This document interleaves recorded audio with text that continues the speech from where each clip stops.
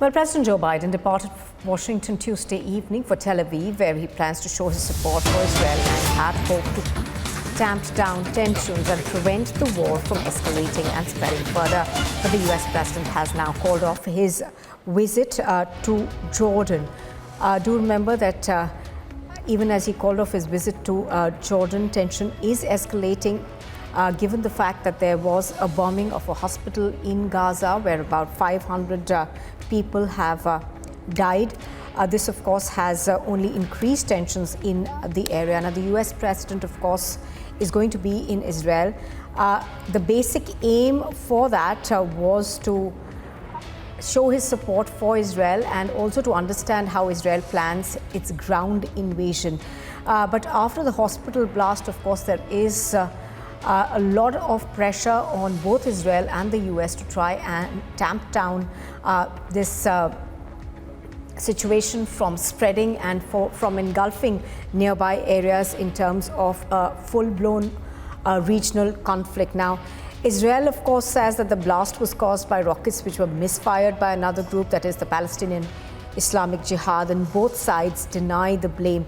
The US president of course, is visiting Israel today, but a planned summit in Jordan with Arab leaders has now been cancelled.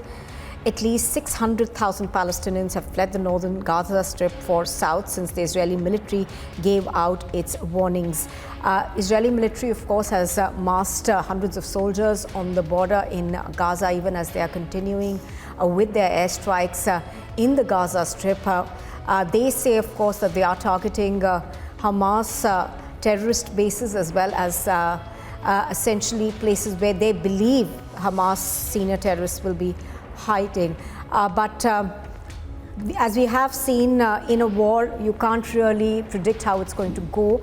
Similarly, the hospital may have been an unintended target, but nevertheless, it has led to hundreds of people being killed. Joe Biden, of course, will be interacting with the president as well, the Prime Minister Netanyahu, as well as the president, as well as other senior leaders of the war cabinet, trying to understand how Israel intends to go into the Gaza Strip and keep civilian casualties at a minimum. Now, that obviously is going to be very difficult for Israel to do, as we've already seen the aftermath of that bombing that took place in a hospital. Both Israel and the Hamas blame each other for it.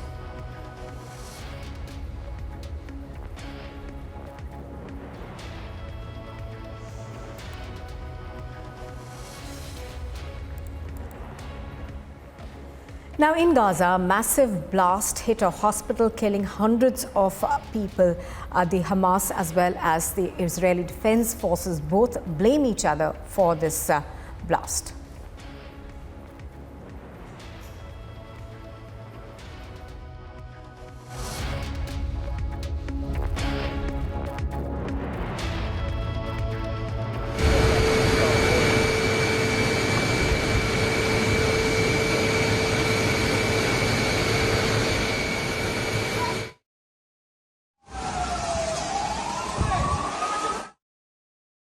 He's outraged and deeply saddened by the blast and has ordered the national security team to gather evidence. Now, in fact, the international community has come out and has spoken against this blast.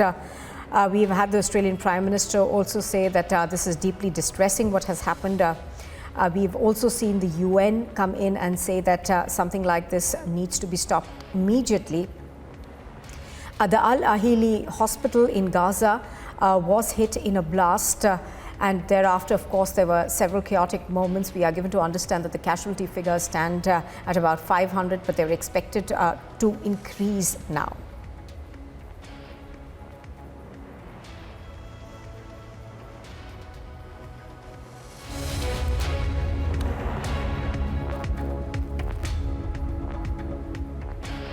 Now,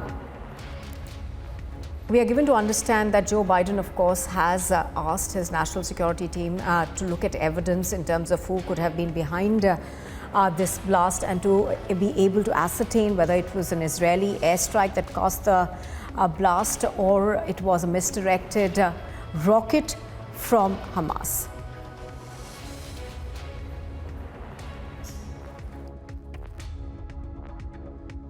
So I've seen the reports of the strike that you're referring to, or the hospital that was hit. I'm aware of the reports, but I don't have anything to offer further at this time. The secretary, as I mentioned, has been in regular contact with Minister Gallant, emphasizing again that in this conflict that the law of war is being upheld, and that's not only something that's been consistently delivered in private, but also publicly. So I would just leave it at that. I just don't have more for you on those reports. So I just